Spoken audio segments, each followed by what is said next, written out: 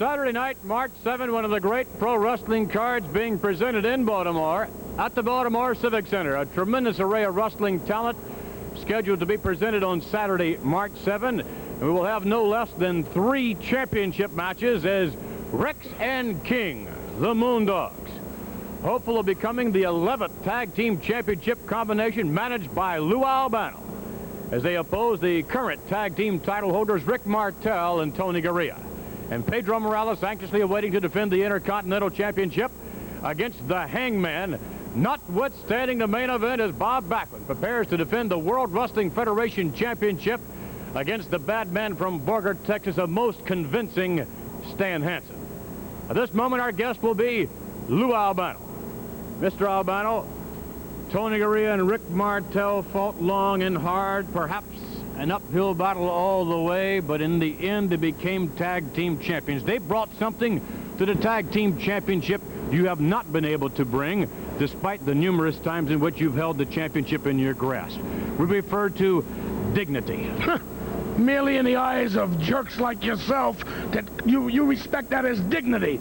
I have taken a tag team championship and elevated it to the heights of, it's unknown all over the world. I've made the belt so prestigious that every tag team combination in the world today would love to come here and have the captain guide them on to victory, knowing that I am the maker of champions. Now, I'm going to make this interview a little different. I'm going to have this a question and answer program. You stand there like a dummy at times. Ask me a few questions. I'm not here to yell. I'm not here to shout. What type of tag team champions do you feel Rex and King will make, considering the influence that they will make on the American youth of today? The type of champions that all young youth out, the young kids out there, the little young punks can look up to. They can say, I'd like to be a dog. I'd like to be a dog in the street. Dogs, come on out. All the young punks can look up to them. Say, maybe I can be that way. Maybe I can stomp and bite and kick and learn that the right way is to win. Doesn't matter how you win, but you've got to win. Go out hurt, maim, cripple. If you had more kids doing that, maybe they wouldn't hang around pool rooms. They might be out knocking somebody's brains in. You got it? They might be out knocking somebody's brains. We've got it. Thank you very much. Rick? No. Rex and King, the Moondogs, managed by Lou Albano. Mr. Albano, I think, with his priorities a little bit awry, to say the least. Now our guest, Bob Backlund, preparing for what could very well be the title defense that could, as many people feel, knock you off the pedestal, indeed the throne, because your opponent, Stan Hansen, considered by many to be exactly what he espouses to be, the meanest, the baddest, the toughest, the nastiest of them all. Well, Vince, you know, that's true. He is a tough, mean man, and he looks at me and he sees a red-headed kid from Princeton, Minnesota, with maybe kind of a babyish face. But Vince, I am the World Wrestling Federation champion, and I'm very, very proud of that. And I've been wrestling some tough people since I've won the world's champion titles. And I can get pretty bad and pretty mean if I have to, too.